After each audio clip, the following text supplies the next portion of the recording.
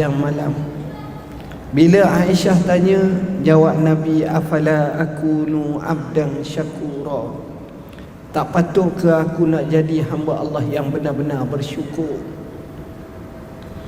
Syukur. Banyak orang-orang kaya, banyak orang-orang yang pangkat besar, banyak orang-orang yang senang dalam hidup, kerana dia syukur pada Allah, kehidupannya jauh lebih hebat. Syukur. Dan syukur ni kita kena minta dengan Allah. Kita minta dengan Allah,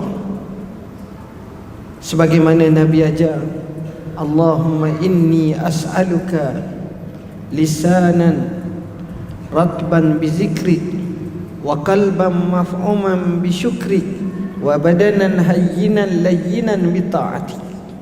Ya Allah, aku minta kepada kamu lidah yang sentiasa zikir kepada kamu, basah lidah dengan zikir, hati yang dipenuhi rasaan syukur kepada kamu, badan yang mudah mungkin untuk beribadat kepada kamu. Syukur. Siapa orang hebat? Orang yang hebat antaranya yang telah dinyatakan dalam Al-Quranul Karim adalah Nabi Allah Sulaiman. Nabi Sulaiman ini dia boleh memerintah manusia dan jin. Dia boleh mengarahkan, dia boleh bercakap dengan burung, dengan semut dan binatang yang lain. Allah beri kefahaman yang tak diberi kepada mana-mana orang. Bila dia berada di persada puncak kuasa, apa kata Nabi Sulaiman? Menginsafi dengan menyatakan, haza min fadli rabbi liyabluwani aashkuru am akfur. Ini semua adalah kerana kehendak Tuhanku. Dia nak uji aku sama ada aku syukur ataupun aku kufur. Tengok, dapat kedudukan seperti itu, banyak manusia lupa. Walau basatallahu rizqa li ibadihi labaghaw fil ard. Kalau Allah lempar ruah sikit kepada seorang hamba itu rezeki, dia akan jadi samsing di muka bumi, melampau. Dia akan kata, kau tak kenal aku siapa? Syukur tuan-tuan. Nabi Sulaiman bila dia dengar semut kata kepada rakyat-rakyat semut semua, ya ayyuhan nablu dukhulu masakinakum la yahtimannakum Sulaimanu wa junuduhu wa hum la yash'urun. Hai semut-semut, masuklah kamu ke lubang sarang masing-masing. Nanti Sulaiman dan bala tenteranya melalui kawasan ini, bimbang takut dia pijak kamu, sedangkan mereka tidak pasti dan tidak sedar apa yang berlaku. Tuan-tuan, natijah daripada itu, semut ni masuk. Nabi Sulaiman bila dengar dia suka. Fatabassama dhahikan min qawliha, dia suka senyum, ketawa. Tapi akhirnya apa dia buat? Dia angkat tangan. Nabi Sulaiman minta, Rabbi auzi'ni an ashkura ni'mataka allati an'amta alayya wa ala walidayya wa an a'mala salihan tardah wa adkhilni bi rahmatika fi ibadika salihin. Wahai Tuhanku, berilah, campaklah, banyakkan kepadaku untuk aku syukur atas nikmat kamu. Minta dengan Tuhan syukur. Kau beri kepada aku, kau kurniakan kepada ibu bapaku, aku syukur, alhamdulillah. Dan aku syukur aku boleh beramal amalan soleh yang menyebabkan kamu redha. Ini penting.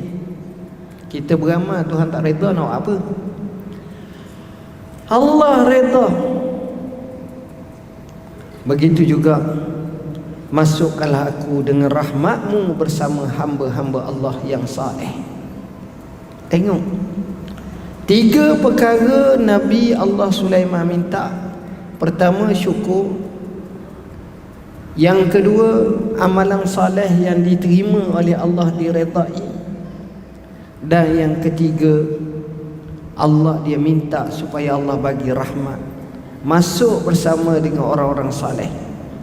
Ini dia syukur, tuan-tuan. Kita kena mengajar diri kita syukur. Kalau kita tengok nak tahu kita baik tak baik, kita selalu mengeluh, itu tak baik. Kita selalu merasa tak cukup, itu tak baik. Kita merasa kita ni tertindas, itu tak baik. Kita merasa Tuhan tak adil kat kita, itu tak baik. Sebenarnya bukan macam tu. Kita fikir dalam bentuk yang benar-benar positif. Kemudian daripada fikiran yang positif itu, kita bina kehidupan, akhirnya kita berjaya. Sentiasa kata alhamdulillah, syukur. Tuan-tuan, manusia ini kita banyak mengambil iktibar. Ada orang yang kita tengok susah dan kita susah, tapi ada orang yang jauh lagi susah pada kita. Banyak orang yang kita tak sedar, tapi sebenarnya dia susah pada kita. Saya nak gambarkan susahnya orang. Saya pernah pergi ke Jordan, sampai dekat dengan kamp pelarian Jordan, Syria yang duduk di kamp pelarian. Nak gambar susahnya mereka tu, Tuhan saja yang tahu. Tak ada kipas-kipas angin, tak ada aircon tak ada. Sekadar kemah, bertahun-tahun duduk di kemah. Makanan pun minta ihsan dan belas daripada orang. Dijatuhkan. Itu keadaan berlaku. Miskin. Sehingga bila saya tengok, saya katakan, kalaulah takdir Allah sudah daripada masjid ni kita balik rumah, kita tengok rumah kita terbakar, walaiyazabillah, habis, tak ada semua sekali. Sebenarnya kita jauh lebih baik daripada kawan-kawan, sahabat-sahabat yang duduk di kamp pelarian. Jauh, tuan-tuan. Ini dia nak gambarkan kepada kita betapa sukarnya, betapa susahnya, betapa beratnya, betapa teruknya sebagai pelarian. Jadi kita syukur pada Allah. Seorang syekh, dia kerja sebagai pengamal perubatan. Dia doktor pakar.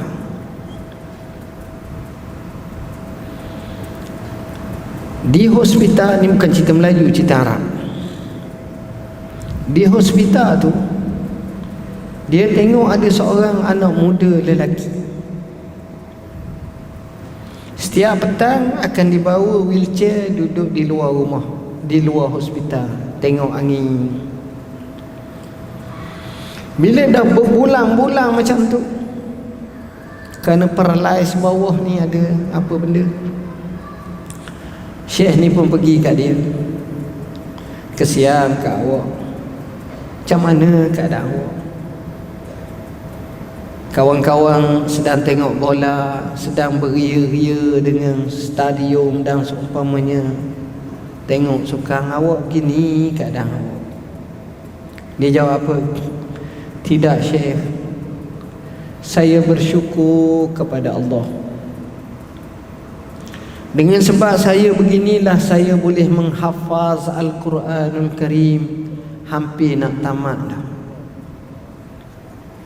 Allah tarik sikit nikmat, tapi Allah bagi dia lagi dekat dengan Tuhan. Jadi kita syukur.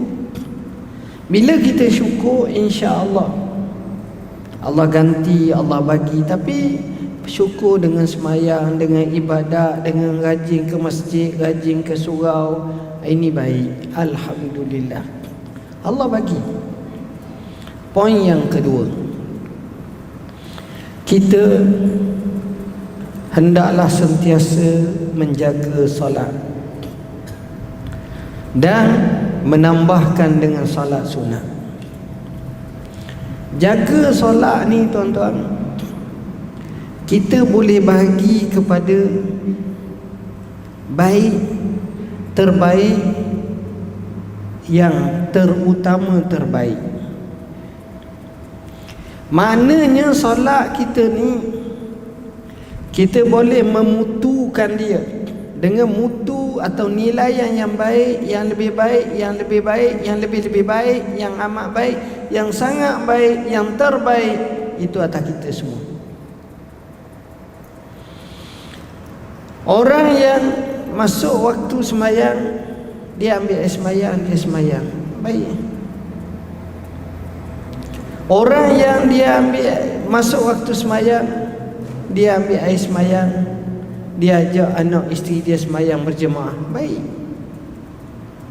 Orang yang maknanya lebih baik, orang yang masuk waktu semayang, dia ajak anak isteri dia pergi ke masjid, baik. Orang yang masuk waktu semayang, dia pergi ke masjid dengan anak isteri dia, dia semayang sunat dulu, semayang, baik.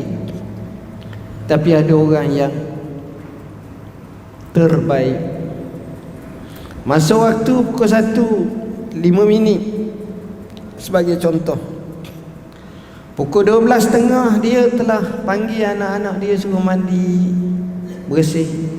12.45 naik kereta mari masjid sampai pukul 1 semayang sunat. Tunggu waktu semayang, masuk sah pertama, semayang sunat, semayang pula. Ini terbaik. Dalam sehari, dalam seminggu, dalam sebulan, berapa kali kita buat macam ni? Kita tunggu waktu semayang, intizarus salah ba'da salah. Ini dia nilai orang yang hebat. Saya bercakap ni bukan kepada tuan-tuan lah, diri saya ni pun tak mampu kadang-kadang. Ni kita boleh bakat buat. Ini terbaik. Ini terbaik dan ini lebihnya.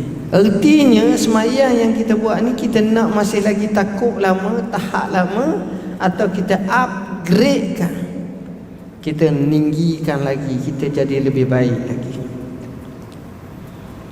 Ini dia. Bila kita jaga semayang, Allah jaga rezeki kita, Allah jaga kehidupan kita. Saya duk tengok banyak kali, bukan setempat, banyak tempat. Antaranya, sesiapa yang berkhidmat kepada masjid, Allah bagi kepadanya ketenangan, Allah bagi kepadanya kelapangan hidup, Allah bagi kepadanya ada dapatan rezeki. Pada hukum logik dan akal dia tak ada apa, tapi kehendak Allah, Allah boleh bagi pada mereka ni. Banyak kita tengok Tok Imam anaknya berjaya, Tok Bila anaknya berjaya, Tok Siak Noja anaknya berjaya. Orang yang selalu jemaah tetap mari masjid, anak-anaknya berjaya. Jadinya kerana kejayaan sentiasa didoakan oleh Allah melalui Tok Bilal yang sebut hayya 'alas salah, hayya 'alal falah, dia dapat.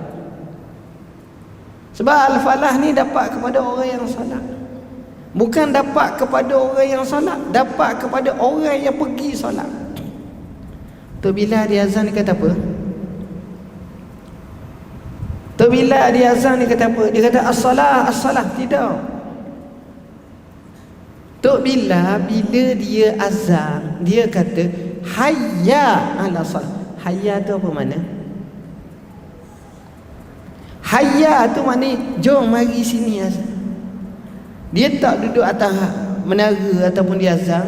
As-salah as-salah maknanya orang duduk flat sana, duduk apartment sana, dengar as-salah as-salah, ambil air sembahyang di rumah masing-masing. Tak. Tapi hayya dia kena mari. Hak ni mari, hak no mari, hak no mari, hak ni mari. Bila mari, hak itulah yang layak dapat al-falah. Ini kadang-kadang kita tak perasan. Kita dapat, tuan-tuan. Orang yang sembahyang macam saya kata hak terbaik tu, niat nak pergi masjid dapat pahala, pergi masjid dapat pahala, jalan kaki golek tayak dapat pahala, masuk masjid dapat pahala, baca doa dapat pahala, semayang sunat dapat pahala, tunggu nak semayang dapat pahala, masuk sah pertama dapat pahala, semayang berjemaah dapat pahala, semayang selepas tu imam takbir dengan betul-betul ikut sebagai makmum muafiq dapat pahala. Berapa banyak pahala, tuan-tuan? Satu je kadang-kadang. Ini nikmat yang jarang kita perolehi. Jarang. Masing-masing sibuk. Tapi rupa-rupanya kita mencari syurga. Syurga sebenarnya ada di hadapan kita. Tak semestinya orang pergi ke Mekah semata-mata. Itu bagi mereka yang berkemampuan. Tapi ramai yang tak berkemampuan, tapi mereka tidak mengimarahkan masjid. Rugi, tuan-tuan. Ini solat. Tuan-tuan tengok, dalam solat ni bila kita nak apa dalam hidup kita, tuan-tuan yang royak kat hamba, apa tuan-tuan nak? Hak ni kata, ya Ustaz, saya nak keampunan Tuhan. Okey. Saudara, saya nak rahmat daripada Tuhan. Saudara, saya tak berapa sihat, saya nak sihat. Saudara, saya nak kerja dak naik pangkat ni, minta lah naik pangkat. Saudara, rezeki saya payah, saya nak rezeki. Dalam sembahyang, sekadar kita duduk antara dua tahiyat sahaja. Selepas sujud, kita duduk antara dua sujud, kita baca apa? Rabbighfirli warhamni wajburni warfa'ni warzuqni wahdini wa'afini wa'fu anni. 8 perkara minta. Ya Allah, ampunlah dosaku, rahmatilah aku, kuatkanlah aku, berilah rezeki padaku, angkatlah kedudukanku, berilah afiat kepadaku, ampunlah dosaku. Semua minta hak baik-baik belaka. Apa lagi nak? Itu saja yang kita nak dalam hidup dunia. Nak makan, nak minum, nak berjalan, nak pakai, ada kenderaan yang memudahkan kita pergi mari. Ini dia solat. Ni perkara yang paling payah. Nak tahu keluarga yang bahagia, keluarga yang dapat memungkinkan anak isteri dia semayang berjemaah. Biar kaki rajin ke masjid, sebagaimana rajin ke Giant, ke Tesco, ke Jaya Jesco, maka ke masjid pun kena rajin. Tengok, Allah bagi rezeki, semayang, solat, Allah bagi ketenangan. Ketiga, apa yang kita boleh buat? Kita hendaklah sentiasa melazimi untuk zikrullah. Selalu sebut la ilaha illallah, la ilaha illallah, subhanallah, subhanallah, alhamdulillah, alhamdulillah, Allahu akbar, Allahu akbar, la haula wala quwwata illa billah, astaghfirullahalazim wa atubu ilaih, dan seumpamanya. Sebut banyak-banyak. Kerana Allah Subhanahu wa taala sebut wazkurullaha zikran katsira. Mu sebutlah nama Allah dengan banyak-banyak. Satu ketika saya balik daripada Mekah, pergi ke Madinah seusai ibadat haji. Ni beberapa tahun dah. Saya pun dengar seorang penceramah. Ceramah tajuk apa yang sepatut dilakukan selepas haji. Salah satunya galakan supaya zikrullah banyak-banyak. Yang ini kita tak perlu modal, tuan-tuan. Kita boleh sebut bila-bila masa pun. Sebut nama Allah banyak-banyak. Kerana kita ni, tuan-tuan, yang paling kita takut, kita akan mati. Kematian kita ni ghalib dan biasanya berlaku dengan apa amalan yang paling banyak kita lakukan masa kita hidup. Kalau kita dalam banyak buat maksiat, mati pun dalam maksiat. Waliyazbillah. Kalau sibuk dengan masalah judi, mati pun dalam judi. Kalau sibuk dengan arak, biasanya mati pun dalam arak. Itu manusia. Kebanyakan macam tu. Selalu kita dengar, Pak Da mati dah. Allah, Pak Da hak mari masjid tu, mati dah. Macam mana dia mati? Dia mati masa dia ambil air sembahyang nak mari masjid. Siap dah, nak turun tangga mati. Dia mati baru balik masjid. Orang akan hubung dengan masjid macam tu. Tengok. Kemudian Syekh ni datang satu cerita.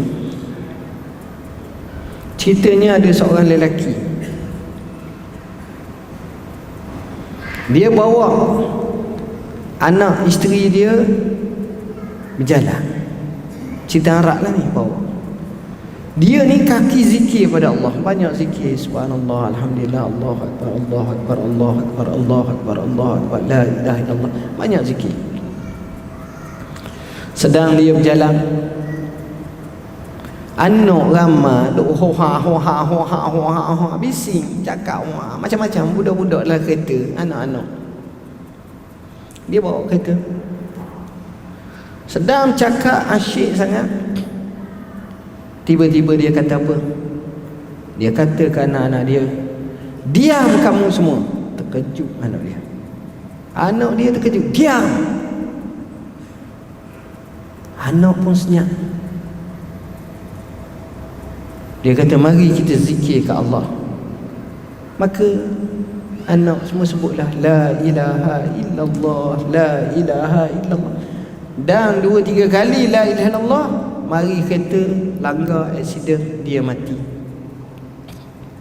Maksud saya, oleh kerana dia kaki zikir, tiba-tiba dilalaikan dengan anak-anak yang bising, dia dan lagi stop, dan dia masuk balik zikir, dia mati pun dalam zikir. Baik tak tuan-tuan? Baik. Dan zikir kepada Allah, Allah bagi vitamin, Allah bagi penawar. Ala bizikrillah tatmainnul qulub. Ketahuilah dengan zikir kepada Allah hati tenang. Kadang-kadang hati kita susah, tapi dengan zikir ke Allah hati jadi tenang. Ada orang nisbahkan kepada Sayyidina Ali. Sayyidina Ali berkata, apa yang paling gagah sekali di dunia ni, di muka bumi kita ni, apa yang paling gagah sekali? Sayyidina Ali kata yang paling gagah sekali namanya besi.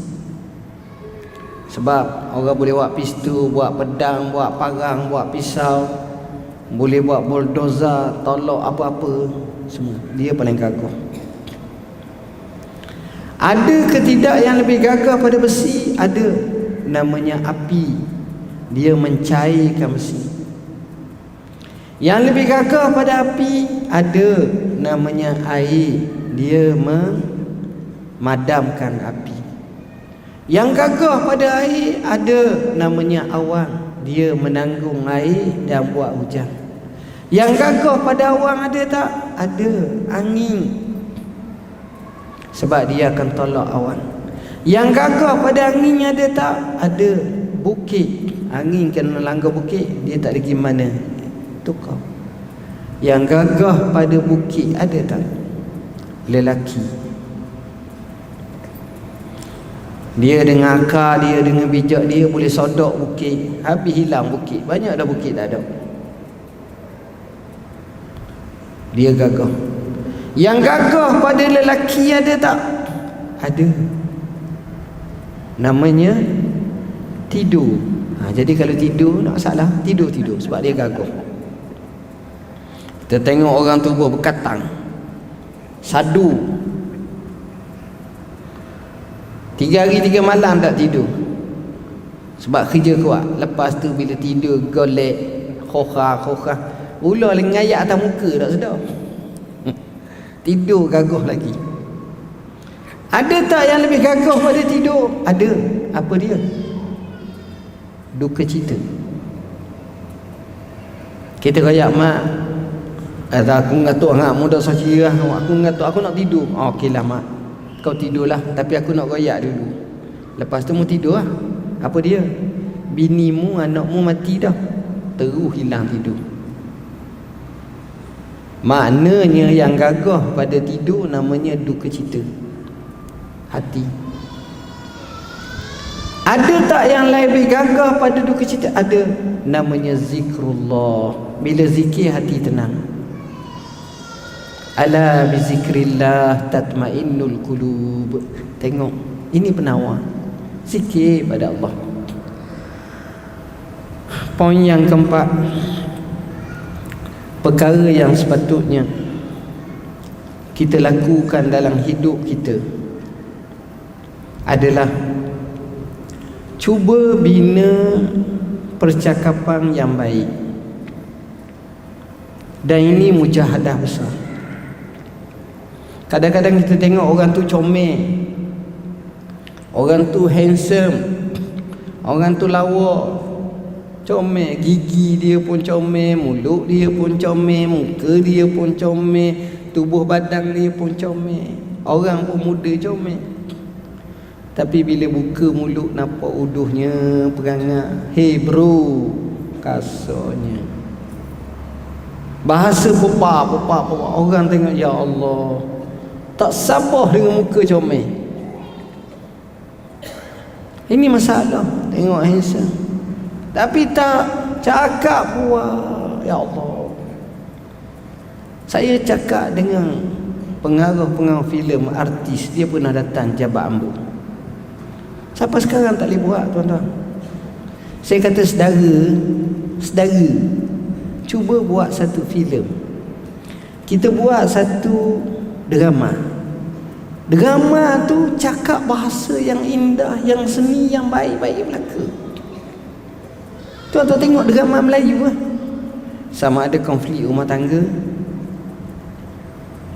sama ada asak dengki, orang sombong, perempuan yang baik tak bertudung, perempuan yang bertudung suka mengumpat mengadu domba, lelaki yang pakai serban ni jadi ajaran sesat, ataupun kita kata bernafsu serakah. Semuanya itu akan dipaparkan macam tu. Itu realiti, kita tak nafi, tapi kita nak tunjuk hak baik-baik. Kita tengok keluarga ni baik, datang pula satu keluarga ni lebih baik, datang pula keluarga ni lagi baik, datang pula keluarga ni lagi baik, datang pula keluarga ni lagi baik. Mana ada? Ni tak, ni jahat, ni lagi jahat. Oh, ini teruk sangat, kan letih itu. Baik. Kita dengan anak kita, dengan isteri kita, dengan keluarga kita, dengan sahabat, baik. Ini cabaran. Ni saya ceramah dalam ini. Hati tuan-tuan puan-puan kata apa kat saya? Ustaz ni bila nak berhenti ni? Aku lemah sah. Aku banyak kerja lain. Tengok kadang-kadang Ustaz pun kata saya memang nak berhenti awal dah. Tak apa, sekejap lagi. Tuan-tuan cakap baik, ajar anak-anak cakap baik, keluarga cakap baik, semua cakap baik. Masalah kita tak baik. Allah kata wa qulu linnasi husna, mu cakaplah kepada manusia hak baik-baik. Senang. Letih. Cakap tak baik. Saya tengok sekarang ni bukan cakap sajalah, tulis pun tak baik. Setiap di kalangan kita ada satu handset, ada yang 2 handset, ada yang 3 handset. Handset yang ada pada ni, tuan-tuan tengok dalam berita apa ke, Facebook ke, atau apa-apa pun, tuan-tuan tengok netizen, tuan-tuan tengok warganet bila komen. Kalau dia komen, dia lebih ahli politik daripada orang politik. Kalau ekonomi, dia lebih ekonomi daripada orang ekonomi. Kalau dalam bidang apa, bahasa, tuan-tuan tak usah baca lah. Laki baik, perempuan baik, pakai bubuh, sila. Macam-macam. Kadang-kadang kita malu tengok bahasa yang diguna. Macam-macam. Campur pula gambar dengan satiranya, dengan sinis yang amat melampau. Allahul musta'an. Ni orang agak temuan agak Syria baru minggu lepas duk buat dengan dia. Agak Syria ni kata apa, aku belajar dengan orang Melayu ni, aku tak tahu kata. Baru aku tahu orang Melayu ni jauh lebih baik pada orang Arab. Saya dengar je. Dia kata apa, pertama orang Melayu ni sabar tinggi. Dah dia bergaduh dengan Arab, dia tak faham bahasa Arab, jadi payuh yang nak jawab. Tu sabar senyap. Sedangkan kita tahu sama-sama Melayu, berangan Allah saja yang tahu. Tapi dia kata, saya taklah pekung orang Melayu. Ada juga rasa sayang ke Melayu tu. Jadi ada Allah kata kau puji. Orang Melayu ni tenang, kata dia. Nombor 2, tenang. Memang tenang duduk dalam masjid ni, nak bergaduh apa? Setenangnya tidur lagi. Tenang, orang Melayu ni tenang, tuan-tuan. Orang kata baguslah, tak ada apa. Baik. Jadi cakap baik, tu nombor 4. Dan nombor terakhir sekali, nombor 5. Saya sebut nombor 1 syukur, nombor 2 solat, nombor 3 zikrullah banyak-banyak, nombor 4 apa tadi? Akhlak baik, cakap baik. Nombor 5 yang terakhir sekali, kita kena banyakkan doa kepada Allah. Masuk masjid doa. Islam ajar doa ni, tuan-tuan. Tak ada bab yang kita tak ada doa, melainkan ada doa. Hatta dalam bab kita rasa malu bersama dengan isteri, dengan suami, doa. Dapat anak, doa. Lepas akad nikah, bukan pergi peluk lalu bini, doa dulu. Orang yang menikah tu doa, orang lain tu tolong doa kepada orang menikah. Orang yang menikah tu dia pergi kat bini dia, letak tangan atas hubung, baca doa.